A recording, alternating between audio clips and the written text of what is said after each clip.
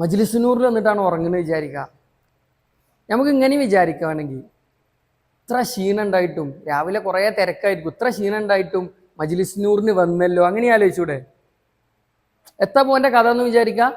ഓ നല്ല മനുഷ്യ കേട്ടോ, ഇത്ര ക്ഷീണം ഉണ്ടായിട്ടും നമ്മളെ പരിപാടിക്ക് വന്നല്ലോ. രണ്ട് നിലക്കും വിചാരിക്കാം. അങ്ങനെ ഏത് കാര്യത്തെയും രണ്ട് രീതിയിലെടുക്കാം. ഇപ്പോൾ കാലം ഇങ്ങനെ മാറുന്നതനുസരിച്ച് ചിന്തകളും കാര്യങ്ങളൊക്കെ ഇങ്ങനെ മാറി മാറി വരിക. ഈ റീസെൻ്റായിട്ട് എനിക്ക് തോന്നുന്നു എറണാകുളത്തെ ഒരു പരിപാടിക്ക് പോയപ്പോൾ നല്ല മോറൽ പരിപാടിയാണ്, ഇസ്ലാമിക് പരിപാടിയാണ്.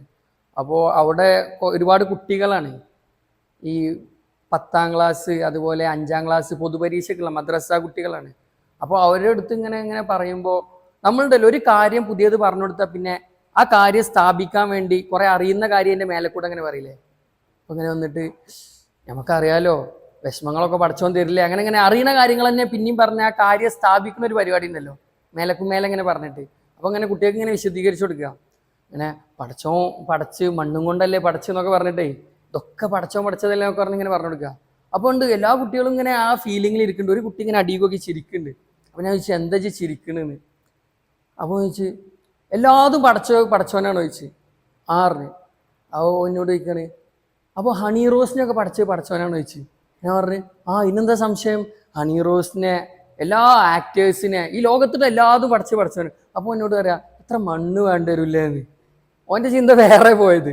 അങ്ങനെ അല്ല, കുട്ടികളൊക്കെ ചിന്ത പലയിടത്തുമാണ്. അപ്പോൾ കാലം ഇങ്ങനെ മാറി മാറി വരികയാണ്. ഈ കമൻറ്റിനെ കുറിച്ചൊക്കെ അന്ന് നമ്മൾ പറഞ്ഞിരുന്നു അല്ലേ, ഒരു പാട്ട് പാടാൻ കഴിയാത്ത ആൾ പാട്ട് പാടി അതിൻ്റെ അടിയിൽ എന്തൊക്കെയാണ് കമൻറ്റ് വരും അന്നത്തെ കാലത്ത്. പണ്ടൊക്കെ ഫേസ്ബുക്കിൽ ആകെ ഒരു ലൈക്കും ഒരു സൂപ്പറും മാത്രമേ ഉള്ളൂ.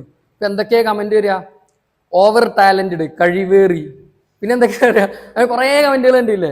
നിന്നെ ഒരു നാൾ ലോകം അംഗീകരിക്കും, അടുത്ത ദിവസം ലോകം അവസാനിക്കും, പിന്നെ എന്തൊക്കെ, അങ്ങനെ കുറേ തരം വെറൈറ്റി കമൻറ്റുകൾ. ഇത് ഓരോ ഭാഗം ഇങ്ങനെ മുന്നോട്ട് പോയിക്കൊണ്ടിരിക്കുകയാണ്. അപ്പോൾ എല്ലാവരും നല്ല രീതിയിൽ ഇതൊക്കെ ഉപയോഗപ്പെടുത്തുക, ഒക്കെ പോസിറ്റീവായി എടുക്കുക, ഉഷാറാക്കുക. പിന്നെ ഒരു കാര്യം കൂടി ഉണ്ട്, എന്ത് കാര്യത്തെയും നമ്മളൊരു പോസിറ്റീവ് മൈൻഡിൽ കാണുകയാണെങ്കിൽ നമുക്കും അങ്ങോട്ട് ഉപകാരമുണ്ട്. ഇപ്പോൾ നമ്മൾ ഈ ഡ്രസ്സൊക്കെ അലക്കൂലേ, ഡ്രസ്സ് കഴുകുമ്പോൾ ഈ കൈ കടന്ന് പരിശ്രമിക്കുന്നത് ഡ്രസ്സ് ക്ലീൻ ചെയ്യാനാ.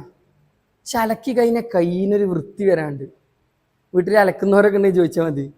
ഇത് അലക്കി കഴിഞ്ഞാൽ കൈയിനൊരു വൃത്തിയും കാര്യങ്ങളും വരാണ്ട്. അപ്പോൾ ബാക്കിയുള്ളവരെ കുറിച്ചൊക്കെ നല്ല വിചാരിക്കുക, എല്ലാതും ഒരു പോസിറ്റീവ് കാര്യത്തിലെടുത്താൽ നമുക്കും അങ്ങോട്ട് ഉപകാരമുണ്ട്. അത് മനസ്സിലാക്കുക, എല്ലാവരും ഉഷാറായി മുന്നോട്ട് പോകാം, ഫുൾ സപ്പോർട്ട്. ഓക്കെ, അസ്സലാമു അലൈക്കും വറഹ്മത്തുള്ളാഹി.